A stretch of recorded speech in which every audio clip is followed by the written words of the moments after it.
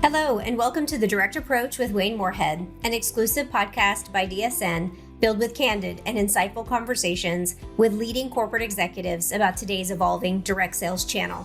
In this episode, Wayne interviews Rudy Revak, a successful entrepreneur and direct selling legend. Rudy is the founder and chairman of Xyngular, and owner and chairman of Pure Haven Essentials, and was also recognized earlier this year with the 2023 DSN Lifetime Achievement Award. Rudy shares impactful stories from his past that have shaped his approach to continuous growth and adaptability. He emphasizes the importance of staying grounded and never forgetting where you came from. Rudy's insights shed light on the fundamental principles of success in the industry, highlighting the significance of personal development, building strong distributor and customer bases, maintaining customer relationships, and sticking to the basics.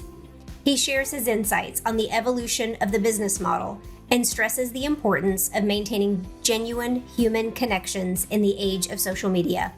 With more than 50 years in the direct selling industry, Rudy has a wealth of experience and wisdom to share.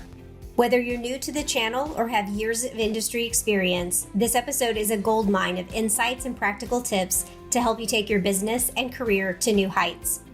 But before we get to the interview, DSN is honored to be supported by industry suppliers that partner with companies across the channel to help enhance, streamline, and grow your businesses.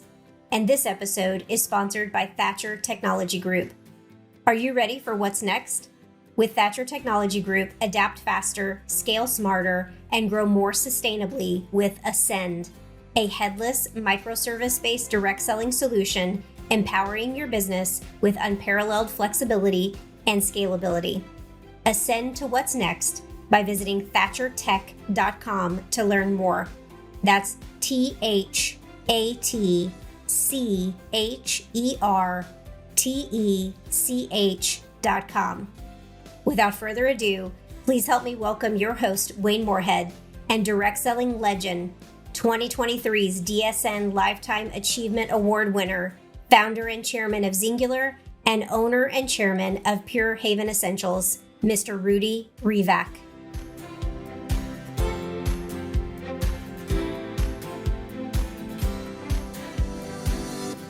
Hello and welcome to another episode of DSN's Direct Approach podcast. I'm your host, Wayne Moorehead, and today I have the great honor to speak with a direct selling legend. He's had incredible success as a distributor, in corporate leadership, and as an entrepreneur, where he has started and acquired multiple direct selling companies. He's had a huge impact on the channel as a whole and the lives of its distributors. I'm excited to welcome Rudy Revak, founder and chairman at Xyngular, and owner and chairman at Pure Haven Essentials. Rudy, thank you so much for being here today. Hi, Wayne. Yes, thanks for having me. Looking forward to talking with you. As I mentioned, this is an incredible honor. You are a well-known figure in direct selling and has had and continues to have an incredible impact and has really helped shape what direct selling is today. And I've had the opportunity to speak with you and be at events and meetings with you, and I've always learned a tremendous amount for you. And you have such an incredible kind of origin story, just like every superhero does. And I'm wondering if you could share a little bit about that and the path that led you into direct selling. Sure, happy to. As you probably heard from me many times, I love this industry, and it starts because of my background. I actually was not born in America. My mom and dad are Hungarian and Romanian refugees who escaped after the war to get away from the communists. And then they were in a refugee camp in southern Germany, and that's where I was born as a refugee. When I was 5 years old, we were fortunate enough to reach my parents' goal, which was to move to America. And we came here to America, and my parents worked very, very hard. I spent most of my young life being raised on a chicken farm. And when I got older, I decided, of course, that's not what I wanted to do. But I had no major education. We had no money. I couldn't go on to college. But I wound up spending 3 years in the United States Army, spent my 1 year in Vietnam, 13 months. And when I came home from Vietnam, they said under the GI Bill that I could go to college and they would help pay for it. And I thought, wow, this is great. They're going to give me $271 a month to go sit in school. I was good at sitting and I needed the money. So I went back to work in the retail store I worked in and started to go to college full time. And during that time, again, I was working full time, going to school full time. One day I came home from work and my telephone was ringing at home. And it was a total stranger who basically said, when I answered the phone, I said, hello. He said, hi, would you like to make more money? And I said, don't hang up. And that was the start of it, because he invited me to a business presentation. I lived in a little farm town in the middle of New Jersey. I had to go 60 miles to get to this meeting. And I went to the meeting and they showed me how that night, if I was willing to work, I could change my life. And I was all in. And I got started in that business. That was 1970, November of 1970. And the truth is, for the first 9 months I was in that business, I was one of the best, one of the most terrific, one of the most outstanding failures that they had at that point. I did awful. I was only 23 years old. It was, and the business I joined, by the way, was, it cost $3,217 to join. And so that was a challenge alone, because I came home that night from the meeting and my dad asked me where I'd been. So I drew some circles on a napkin on the kitchen table and tried to explain it to him. And I didn't understand it all, but I was excited. And my dad was very smart. My dad said to me, look, Rudy, he said, those people are trying to show you how to work smart and not just hard for the rest of your life. But of course, I had no money. I couldn't get in this thing. Well, to make a long story short, 3 weeks later, my dad came to me with a check for $3,217. And they had no money. They put up the house and the farm to borrow that money. And this was 1970. So that's like, I don't know, $40,000, $50,000 in today's dollars. And gave me that check and said, I want to give you the chance that I never had. And so that was kind of the start.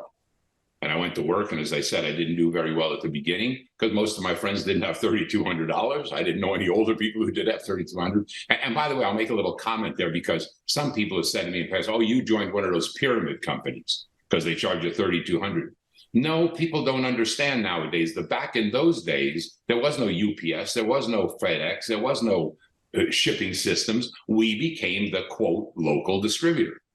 I was called a direct distributor. So I had these products, and then I recruited people who were called local distributors. And then those distributors would go and sell product, and they would get the products from me. So we were the local warehouse, so they could pick up products and deliver them right away. So anyway, that's how I got started. And things, after the first 9 months of not doing well, thanks to a lot of great people like Mr. Jim Rowe and Bill Bailey, Marty Day. I mean, I could mention a lot of them who hung in there with me and taught me. And thanks to them, I finally learned. And then once I learned really good. And I eventually moved up in that company. It was called Bestline. I moved up in that company and went down to from New Jersey to Baltimore to become an area coordinator. I did very well there as an area coordinator. And then from there, the company was expanding internationally, and they found out I spoke a little bit of German. So they convinced me to go to Germany. So I went to Germany, and I was still a distributor at the time, by the way.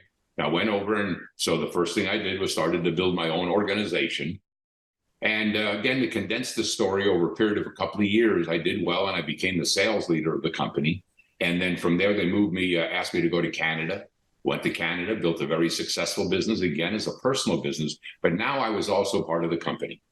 I'd also moved up as I eventually became the president of that company. Didn't start that way, so I built a very successful business in Canada. From there, I moved to Italy, spent a couple of years in Italy doing the same thing, which really was a challenge because at least in Germany, I spoke a little of the language.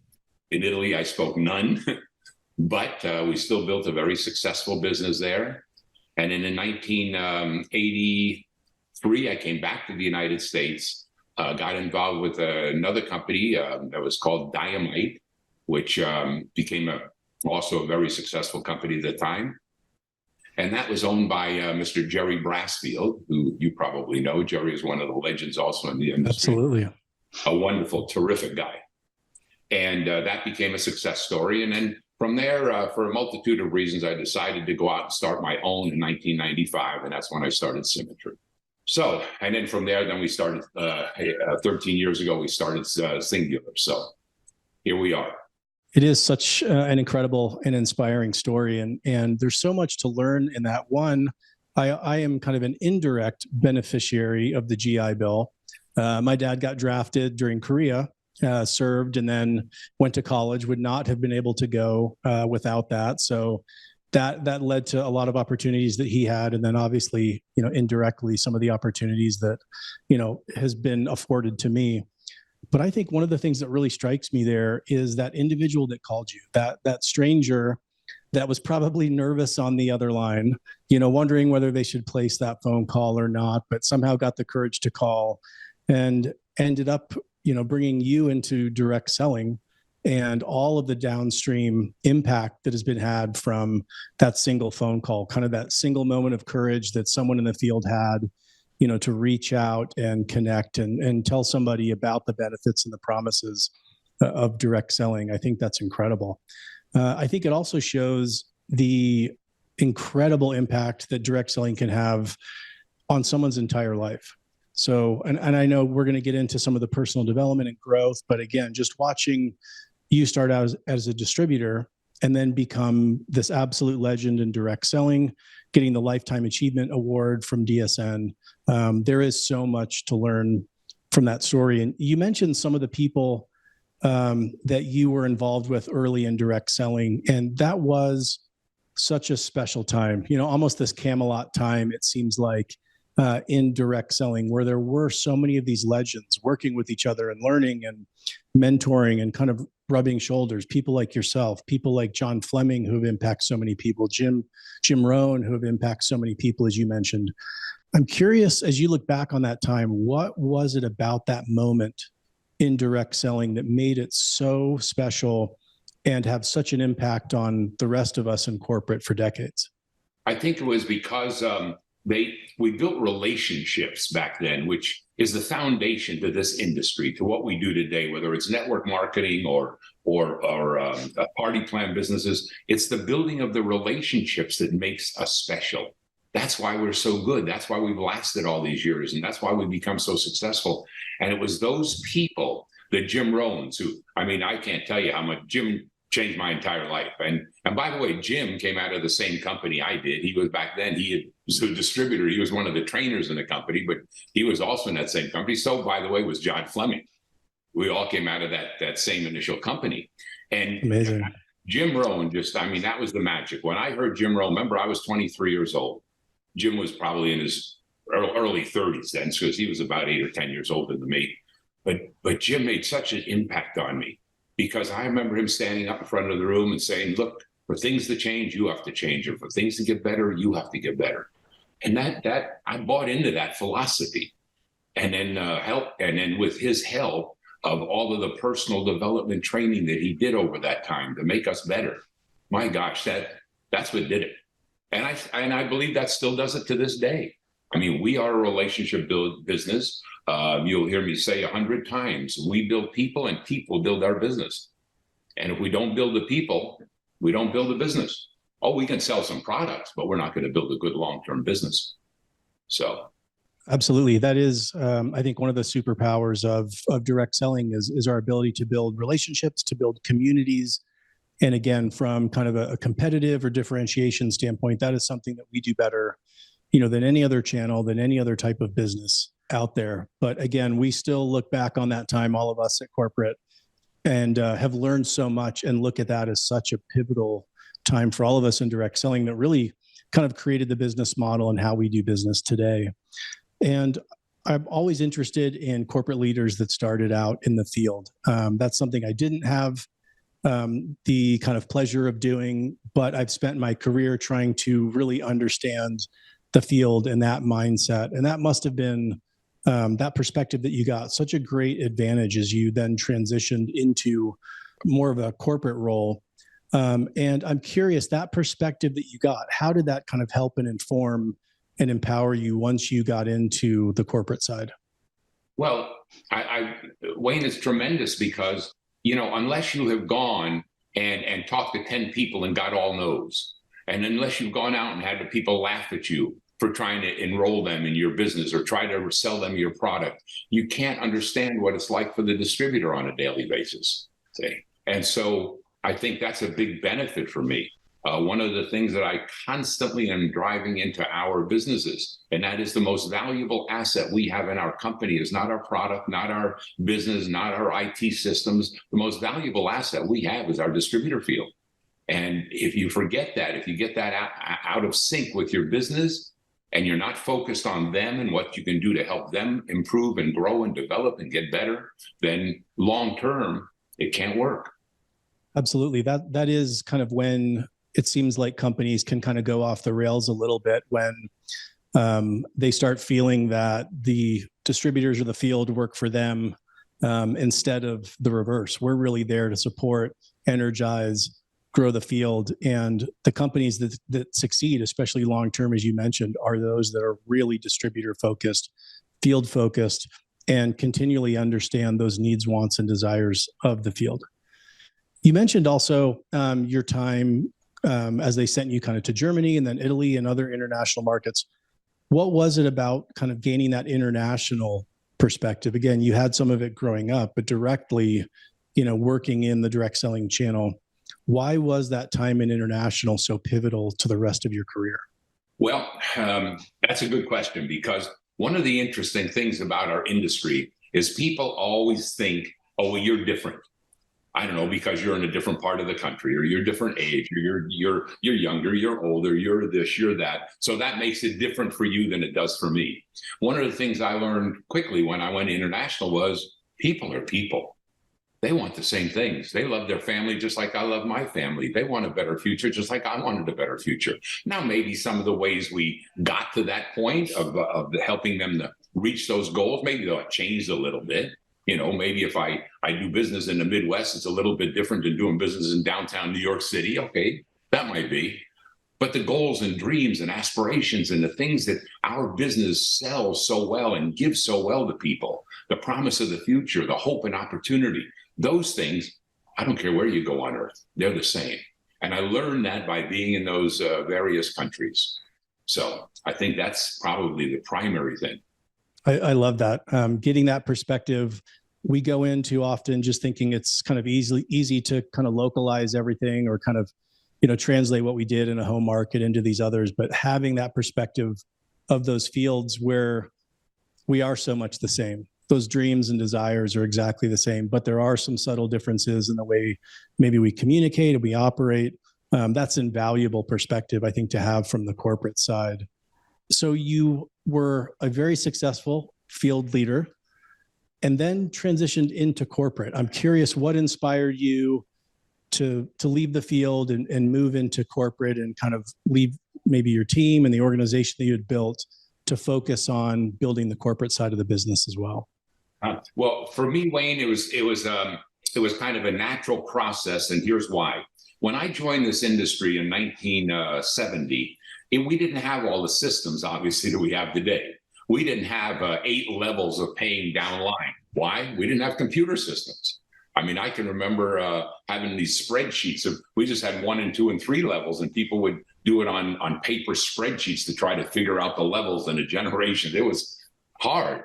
So in those days when I joined, the concept was that you worked hard, you built your business, you came to a certain point, and then you would become what they called in the company I was with an area coordinator.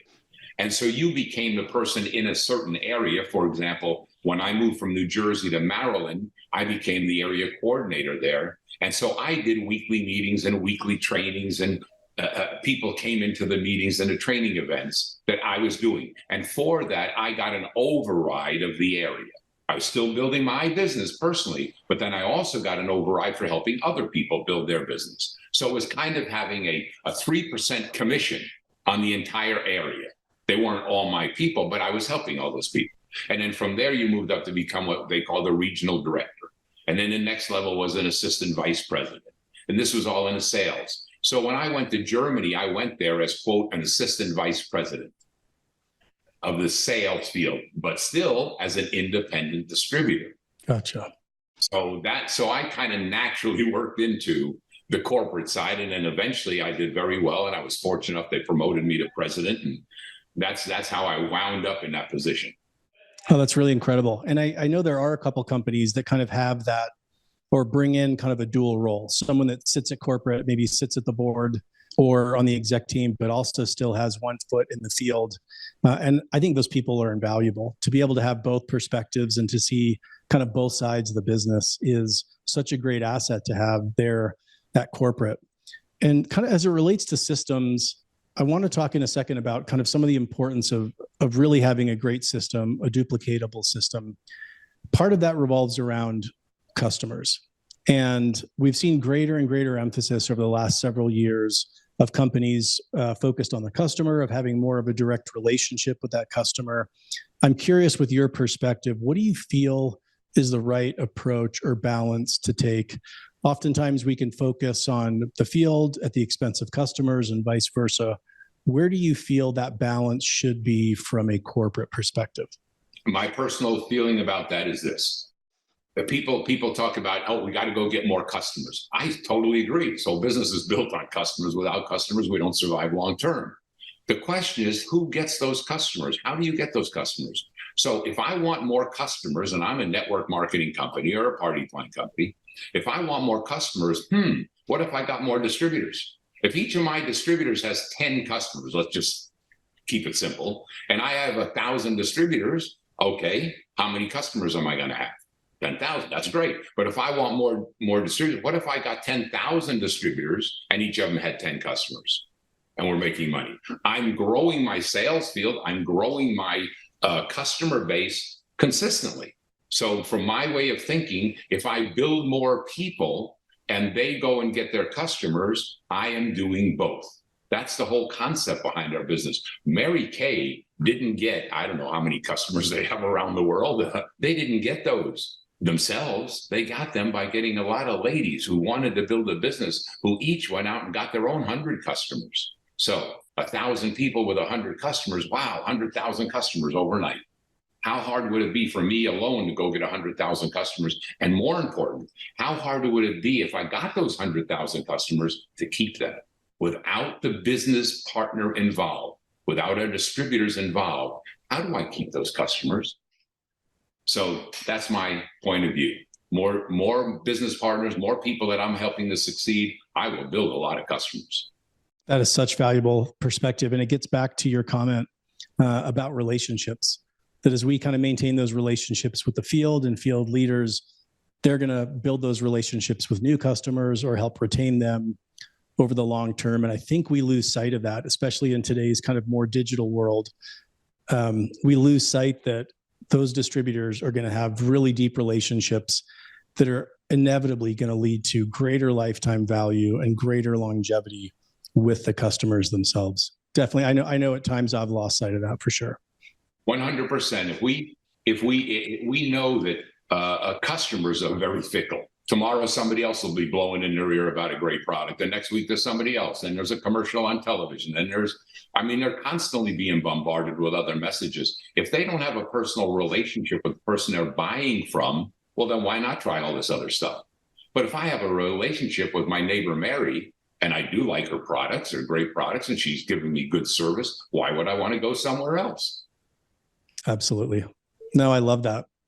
So throughout your entrepreneurial journey, there's been a few things that have been big parts of your entrepreneurial and leadership style. And a couple of them might sound kind of commonplace, but the simple stuff is often the hard stuff and is often forgotten.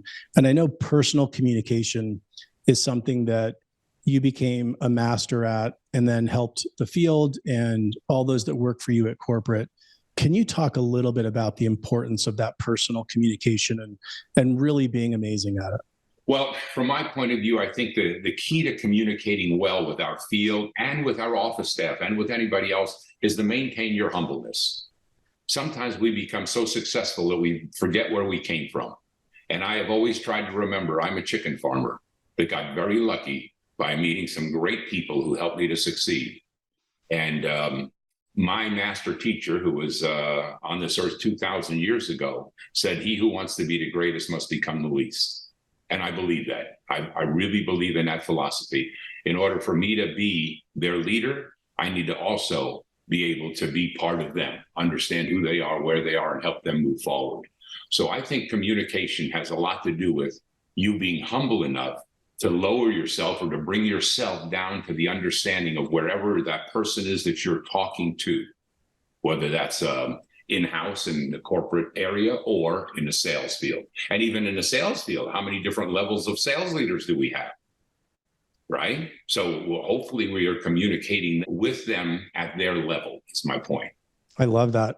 I think oftentimes we communicate with kind of a single message, a single loudspeaker to the entire field. And I think that is important to remember, that each of the field members, each of the sales leaders are at a different spot, need to be communicated differently and kind of moved along this continuum. But yeah, you can't speak to all of them exactly the same, or it's never going to resonate or connect. Absolutely.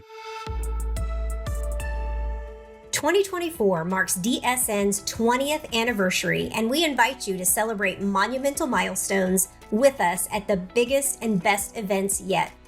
Get ready for a year of global expansion, featuring more events, more value, and more content than ever before. We invite you and your team to mark your calendars to secure your spot to be in the room, at the table, and in the conversations. Our spring events, taking place April 2nd through April 4th, will be extraordinary. This includes the annual Global Celebration and Awards event with live music with the Free Radicals Band this year, the invitation-only CEO Forum, and 2 full days of DSU, all taking place at the Irving Convention Center in Irving, Texas, located just 15 minutes from DFW Airport and Love Field. Register now for the spring events at dsnevents.com. DSU remains free for all active corporate direct selling executives, and tickets for the in-person Global Celebration and Awards event can also be purchased at dsnevents.com. A reminder that DSN supporter companies have access to a set number of tickets as part of your benefits to the Global Celebration and Awards. If you have any questions about your benefits, please visit directsellingnews.com or contact our team at events@directsellingnews.com. This episode is also sponsored by PayQuicker. Your business moves fast, but is your money keeping up? PayQuicker's award-winning solution lets your business make payouts across the globe instantly. Send payments to over 200 countries and territories in more than 40 currencies through PayQuicker's secure API with funds available to spend immediately. PayQuicker is a fully customizable, white label payment platform, letting you offer branded debit cards, instant virtual cards, global bank transfers, mobile wallets, cash, and more. Plus, you get their bank-grade security and global compliance coupled with multilingual account support, so you can focus on growing your business. Start paying your sales force instantly with the largest global payout provider to direct selling organizations, because faster payouts to your distributors means they grow their business and yours faster. Learn today at payquicker.com. Now let's get back to the interview. Another thing that we touched on was personal development. And I know this is something that is so important to you and to your businesses. And as you mentioned, I've heard you use that quote, "We build people and people build our businesses." Again, I think at times we can kind of get away from this idea of personal development and feel like, oh, that was kind of part of the system or the playbook of the past, but it is so vital to our companies. Can you talk a little bit about the importance of having a personal development program within a direct selling company? Sure. Well, first of all, Wayne, I believe that our business, our industry, what we're doing, network marketing, party plan, the direct selling industry, I think that we are the average person's best chance to reach their dreams. I really believe that. Now, whether they're small dreams and they want to make a couple $100s a month to make their end of the month and the end of the money come together, or they're someone like me who needed a career, wanted to go as far as I could go. Whatever that is, those people, we have people who join our business that are from all different walks of life. I mean, golly, we have people in our business who are doctors and lawyers and engineers and some politicians. And we have the homemaker, we have the truck driver, we have the factory worker, so all of these people in one same business. Well, the secret to that moving forward is that all of those people need personal development at different levels. But when we talk about attitude, and we talk about belief, and we talk about desire, and we talk about being able to go to work, and we talk about persistence, those things are the same, whether it's a homemaker or it's a factory worker or it's a doctor. They still have to keep growing. And that growth, in my opinion, and from what I learned, again, this is not me, this is all from what I learned from Jim Rohn's and a lot of others, Zig Ziglar's back in those days and in the early days, a lot of other good people and all the great books, Think and Grow Rich and The Power of Positive Thinking and The Magic of Believing and The Magic of Thinking Big and all of those books that I read back in those days. What I learned from all of that was, if we want to move forward, we have to continue this personal development. It never stops just because you've reached a certain level.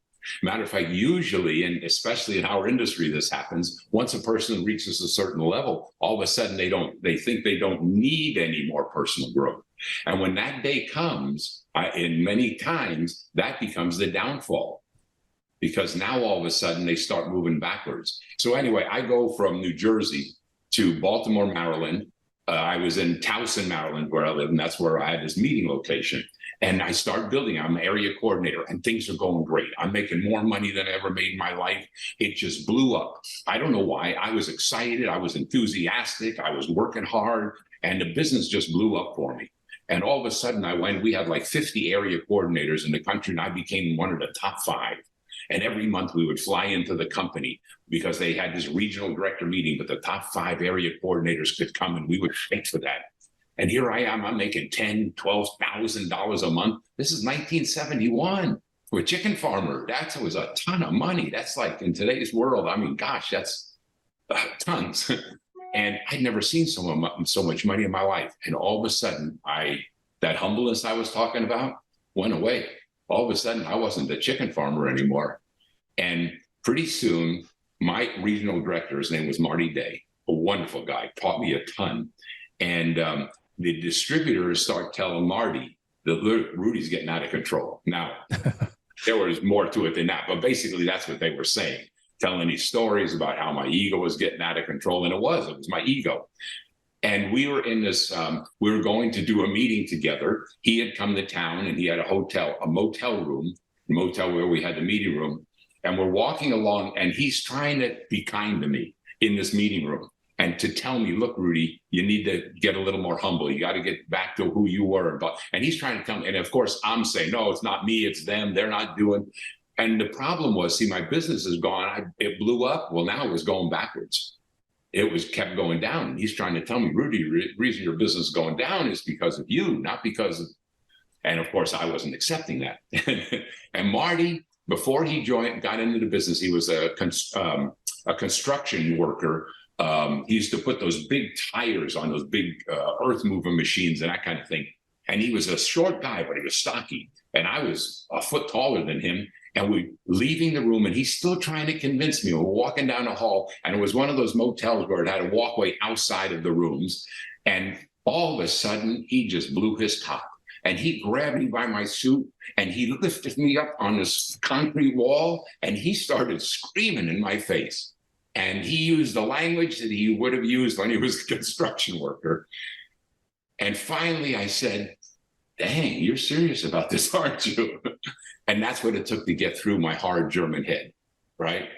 That changed my life. It really did, because later on in life, I kept remembering, to this day, I remember that example because it was so important to me. And any time that I saw myself getting off track, which happened consistently, because we've got to keep working on ourselves harder than we work on the business. In the years later, when that would happen to me, I realized what was happening and I'd get back to the basics. And folks, you'll find that happens when you'll see that happen to leaders in this industry often. People who didn't have much, and then all of a sudden they're doing so well because they were fortunate to have this business, a lot of people helping them, they get to certain levels, and then they forget where they came from. And I think it's our responsibility to help them get back to where they were. And sometimes you can't. Sometimes we lose those people, unfortunately.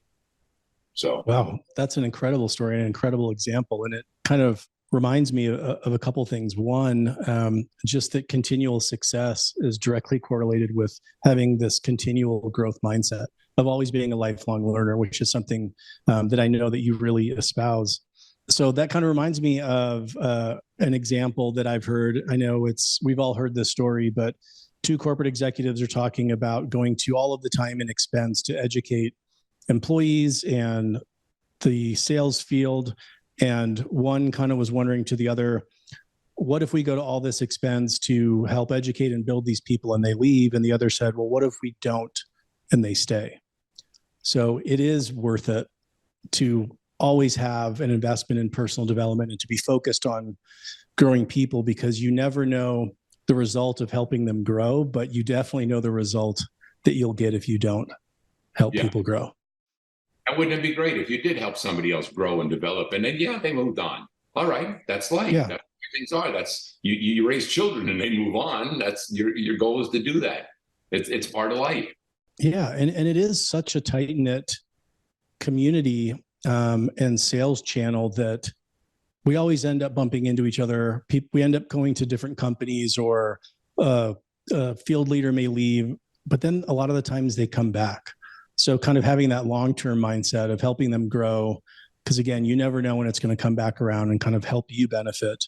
I love that. So I'm curious, as somebody that has kind of been on the ground, boots on the ground, and someone that has run multiple companies, what should companies be doing today as it relates to direct selling? Do you see it as kind of more of a formal program, informal, just something kind of a spirit that you help instill? How do you approach it from a corporate owner standpoint?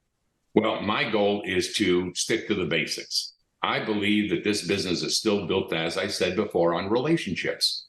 And, when I joined this business in 1970, what I did was, when I got somebody started, I would get their goals, I would get their list of names, and I would have a meeting. Whether that was a meeting in a hotel, or it was a one-on-one meeting, or a two-on-one meeting, or it was maybe a call, whatever it was, three-way call nowadays, right? Whatever that is, I stick to those basics and then help that person to do the same and upgrade to the next level. Those basics stay the same. Whether I do them or another company does them, that's how we got here. No matter what each leader does, and they all add their little twist to it. But I kind of try to relate it to dancing. Okay. From my day, it was Fred Astaire. And many people who are watching this maybe don't even know Fred Astaire, but he was marvelous. I mean, and they can still watch movies today of Fred Astaire. Well, here's my point. When Fred Astaire does a waltz, he does the same 4 steps that I do. It's 1, 2, 3, 4, 1, 2, 3, 4, 1, 2, 3, 4. The steps to a waltz don't change. But strange, boy, when Fred Astaire does it, he makes it look marvelous. He has the twists and the turns and the things which I can't do. So it's not changing the basics that make you better. It's doing those basics better. That's the key. And I think still in today's world, we have to stick to those basics. And I'm saying this for a particular reason. I hope you don't mind me going further. No, please. Because one of the things that's gotten me this last couple of years because of the pandemic, with social media combined with the pandemic, I think has been not a benefit to us. And in order to kind of say this or make a point out of it, let me go back to when I joined. When I joined, I just mentioned the things I did: get a list of goals, get a list of names, have a meeting, okay, and then help that person upgrade to the next level, teach them how to do it, and then they do the same with their people. That was the model. Okay, then I ran out of personal people to talk to, so I started. This goes back in the early 70s. I started to put ads in a newspaper, right, to try to recruit some people. And I got a couple of people off of newspaper ads. But you know what the problem with that was? As soon as they came into the business, guess what they wanted to do? They wanted to do newspaper ads. They didn't want to get their list of names. They didn't want to talk to their friends. Oh, no, I came off, so I'm just going to go put newspaper ads in. And the business went back down again because it wasn't a duplicatable model. And then go fast forward, years later, cassette tapes came along. Remember the cassette tapes? You were probably. Of course. I made plenty of mixtapes growing up. There you go. And in the early days, there was this, it was called Dead Doctors Don't Lie. Mm-hmm. I think the doctor's name was Wallach or something like that. Anyway, And these cassette tapes came out, and this doctor did this cassette, and they were going everywhere. I mean, I think everybody in America back then, in the I think it was about the 80s, early 80s, must have gotten at least one or two of these cassettes, the whole country. Well, all of a sudden, because that was working, so now our distributors, all of our distributors in our company think, hey, that's what we need. We need cassette tapes. So we make a cassette tape, and everybody starts sending out cassette tapes. And for a little while, it lasted, and boom. But guess what? That company that doctors don't lie, that's gone. Right? It boomed for a while, and so did we. But then it dropped back down. And then fast forward, so that stopped working. And then fast forward a few years later, what came along? VCR tapes, right? Those big, bulky, square tapes. And that's when we met, of course, like people like Stewart. He made some of our first tapes we had, and we would put actors on there. And the reason was because one of the first tapes, VCRs that came out, and I forget the name of the company, but they had William Shatner on it, the guy from Star Trek. And he was the celebrity, and they sent these tapes out to people, and they were selling product, and the company was booming and thing. So everybody had to start making tapes. And I remember Stewart made one of our first tapes back then. We used Rayford Johnson. He was an Olympic athlete. And then we used Kevin McCarthy. So we used all these celebrities and made these tapes, and people sending out the tapes. Now, because they were more expensive than the cassette tapes, they would put an envelope, and if the person wasn't interested, they'd ask, please send it back. And you know what? We did some business with them, but it didn't last, because pretty soon everybody was sending everybody tapes, and it went away. And what was still working? Talking to people, getting a list of names, having them have a meeting, you understand? And then what came next after all of a sudden the internet came along. Oh man, now with the internet, direct selling is over, because all you have to do is send emails to everybody. Just take your whole list of names, send an email out, blast email out, and everybody's going to buy your product and join your business. Well, that was good for a little while. And then after that, what happened? Then websites came along. And a few people had made their own websites. And then finally, the companies made websites for their distributors, which we still have today. And that was a great tool. And it boomed for a while. But pretty soon, everybody was sending everybody to websites. And then business went downhill again. And then what was the next phase after that? And there's some in between stuff. All of a sudden, social media. And that's where we are today. And that social media came along, and it became easy, because all I have to do is blast out on the social media site or on TikTok or on whatever.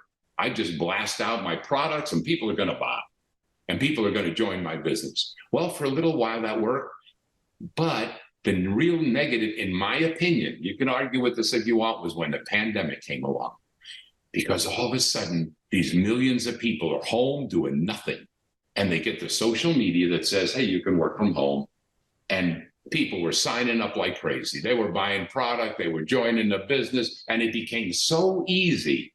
But then as soon as the pandemic was over, what happened?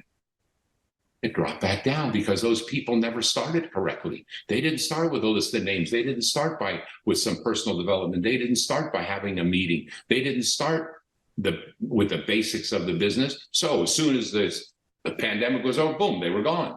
They hadn't built any relationships. All they did was sign up in something, right? And today, that's the position we're in. And I think a lot of our leaders out there and a lot of the distributors in the field got so used to doing, I hope I don't offend someone here, doing very little and getting big sales, that all of a sudden, when it comes back to going to work, they're having a hard time getting back to the basics of the business. And I think that's what we got to focus on. So I hope I didn't overdo it for you, but no, that's such an important point, and something that I hope all of us go back and listen to and learn from. That was a painful lesson that we all learned. You know, we saw the reach, the awareness that we got from using some of these digital tools during the pandemic, and thought, oh great, this is the new age. This is the answer to all of our problems. And then we learned very painfully that without those relationships, again, back to your point, there is no longevity. There is no depth of relationship there. And I think the other important point in there is the tools and tactics are going to change. They're going to come and go. But if we haven't mastered the basics, our businesses are always going to go backwards. Right. And some people say, well, Rudy, you don't believe in social media. I love social media. I think it's a fantastic way to communicate. but it's not how to build a business. You don't build relationships on the social media. You build relationships. Now, can you? Yes, if you're doing personal texting, you're doing personal calls, still do your calls. Okay, do it over social media. That's fine. Use YouTube, use Zoom, use FaceTime, use some way, but you got to keep that relationship with people going. And, a little backtrack, Wayne, I'm sorry but talking about this timeline here, when everybody got individual websites, this goes back, I don't know what, back in the 90s sometime. I remember at the Direct Selling Association conference in the middle of the year, when there was a direct selling leader who stood up in front of the room and said, network marketing is going to be over. Direct sales, the way we do business, is over because nobody is going to be joining these businesses anymore. Everybody is just going to go to websites. That was in the I think the late 80s or early 90s or so. No, it was in the 90s when we got websites. Is it over? No. And you hear people saying the same thing today. Well, social media is taken over. I mean, everybody's just going to, over social media, our business is done. That ain't true. This business is going to go on because if we build relationships, it will go on. I love that. That kind of transitions into another thing I wanted to talk about. We have seen so many changes recently. A lot of those evolve around technology. Some of it is kind of generational, but I'm curious, as you look at the state of direct selling today, what is the promise of direct selling today? Is it any different than it has been over your career?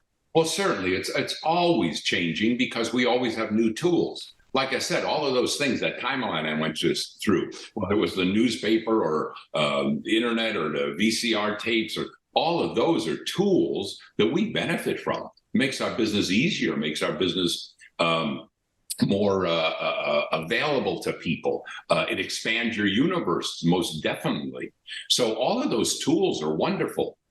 But on the bottom of all of those tools has to stay the foundation, in my opinion, of the personal development and of the basics to this business of building relationships and building people. I love that.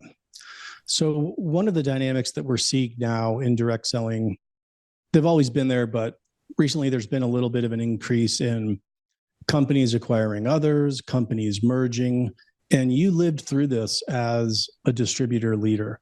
And one of the things I've always wondered about, during an acquisition, you're acquiring the assets of the company. As you mentioned, the greatest asset of any company is its people, its sales force that are out there, that are actually growing, sharing the product. I'm curious, what can companies do that are going through this, or what did you learn to retain that distributor force? Again, it's an independent, and I'm emphasizing the word independent, it's an independent sales force.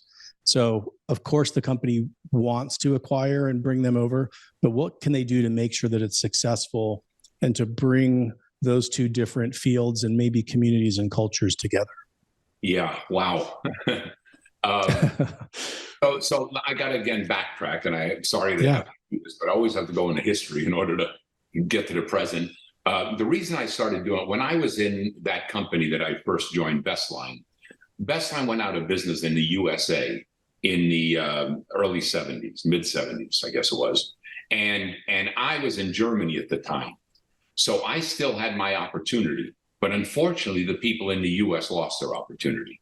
A great gentleman, Jerry Brasfield, came in and bought what was left of the company. And we kept Bestline International alive. And there were quite a few companies then around the world, in Asia and South America, but the US went out of business. And that broke my heart because my friends, the people I had recruited, the people I got into the business in the state, lost their opportunity. And that always bugged me. So fast forward into the future, when I had my own company, anytime I heard of a company that wasn't succeeding, I tried to make it a point to go make a deal with that company, whether it's to buy, whether it's to merge, whether it's to somehow, not because I cared about their company, I cared about that distributor field. And so my goal was always to see if I could figure out how to bring that distributor field over into our company.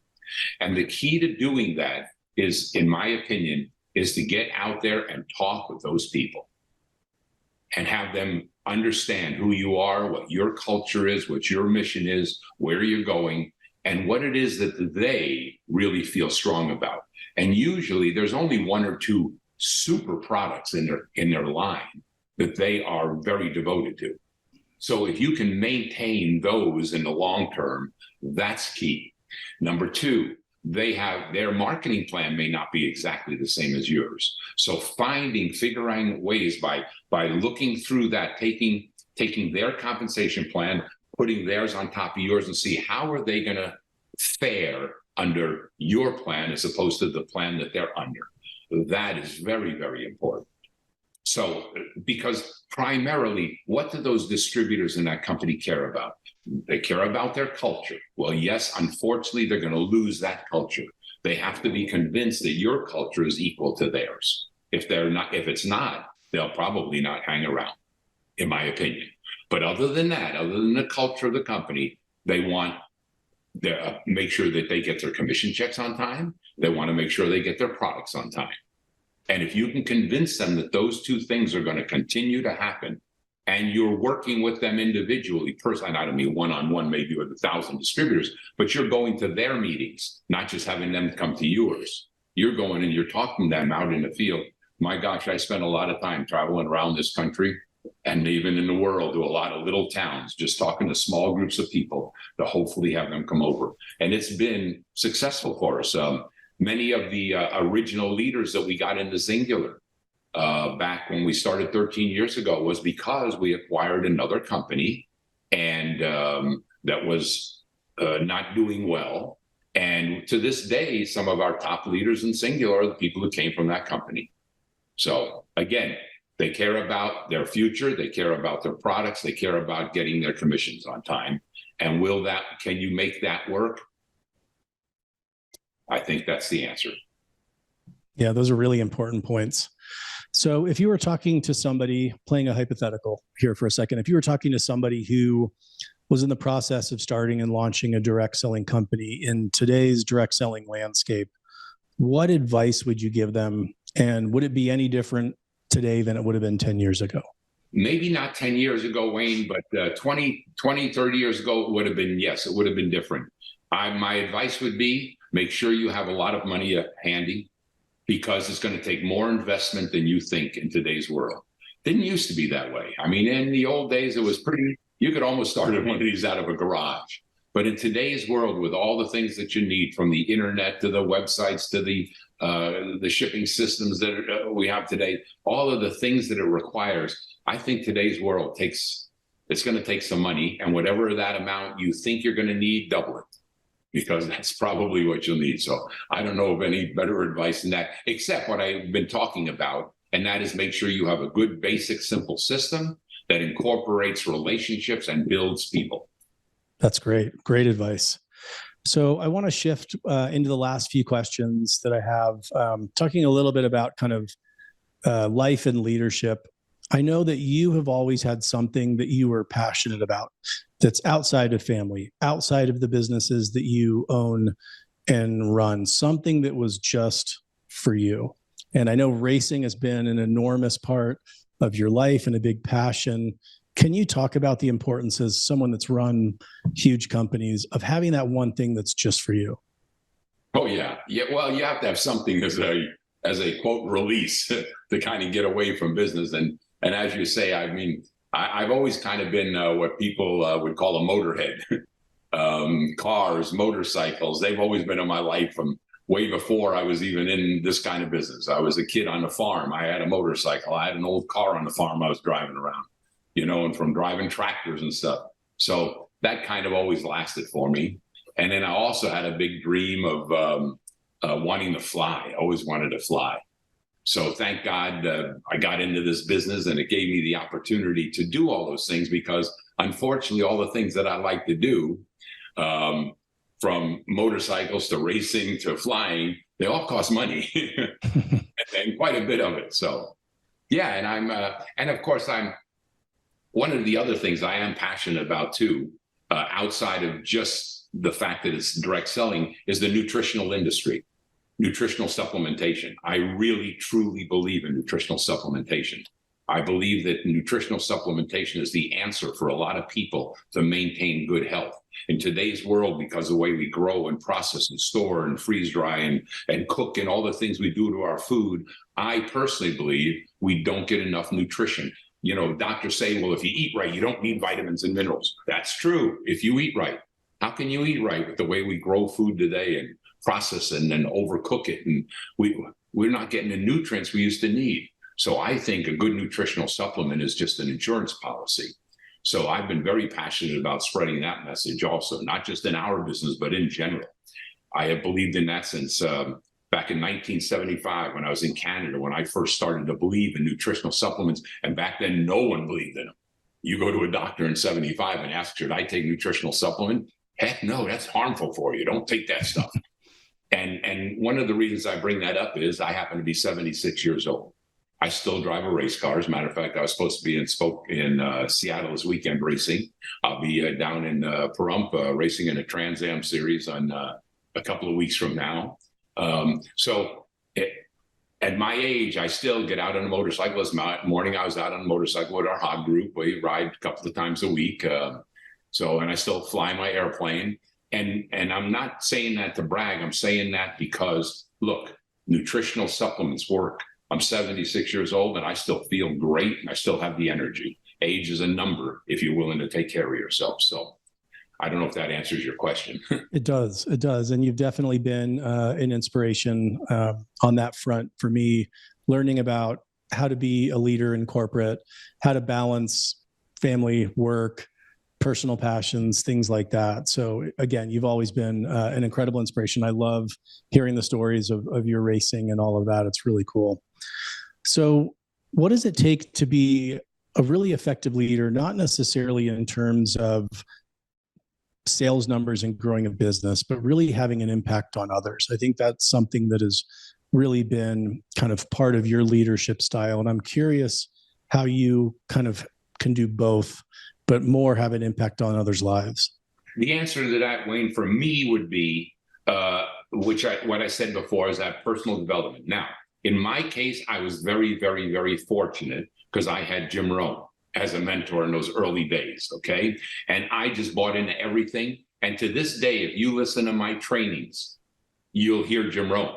I mean, I can't take him out of me because that's how I got to this point. Now, I was fortunate. I'm a good copier. I'm fortunate to be able to copy him. So I still do trainings. I still go and do for our groups. I'm on a 6-week series with our company every Wednesday night doing trainings on our business. So I can do it myself, fortunately. But if that's not the case and you're a leader in this industry, there are tons of great people out there that you can get on. There's a lot of people who know this industry well. And I think just convincing your organization, convincing your distributors of personal growth, reading good books, personal development good books, positive books, audios, listening to great audios. And there's lots of them out there. I mean, even to this day, you can get Jim Rohn audios. I would say, hey, get those Jim Rohn audios. There's great books on the market, old ones and new ones. But the old classics, as I mentioned before, Think and Grow Rich, The Power of Positive Thinking, The Magic of Believing, The Magic of Thinking Big, all the acres of diamonds. My little grandson is 14 years old, and he's now got his own little card business that he's doing, and he's buying and selling sports cards, right? And I got a deal with him. Every book he reads, he gets $20. And I'm not talking about big books. We got little books. Today they have these books called Tuttle Twins. They're great stories about America, and great stories about free enterprise, and great stories about financial independence and how to create it and so on. For every book he reads, he gets $20. Okay? So just, it may not be that something that you can do, but you can motivate other people to help your field do it. And I think that is vital for growing. And it can't be just, in my opinion, it can't be just once in a while, like once a year because you have a convention. Okay, so you invite some good speaker. No, it's got to be something consistent, because personal development is something that's got to be going on all the time. You know, discouragement, disadvantage, and disappointment is a big part of being successful. But unfortunately, discouragement, disappointment, and disadvantage puts most people down as soon as they have it. They can't. The average person who joins our business can't lift themselves back up. They need a helping hand. And when we have events and when we have trainings, when we have Zoom calls, when we do these things and we get good personal development people on there that are positive and promote the promise of the future, when we do that, we become battery chargers. So the people can come on the call or come on the Zoom and get charged back up in their belief. And then they go out in that negative 95% of the world that tells me you can't, it won't work, times are bad, this is bad. And the world takes them down. They got to have a place to come back to next week to get charged back up, which is what they did for me. They charged me back up consistently. And pretty soon after, I don't know, a couple of years, not only was I charged up, I started to become the battery charger. I started to duplicate what they did. I just repeated what Jim was telling me. And it wasn't just Jim, it was Bill Bailey and Marty Day and Joe Controli, a lot of good people back in those days. So I don't know, does that answer your question? It does. No, I love that. I'm a little long. No, I'll take every second I can get with you. I'm learning so much. Last question here. As you look back, you've obviously worked with greats. You've gotten incredible advice that have had an impact on you and therefore other people. Is there one piece of advice that really has stuck with you the longest that you feel has had the biggest impact on running a business and succeeding in life?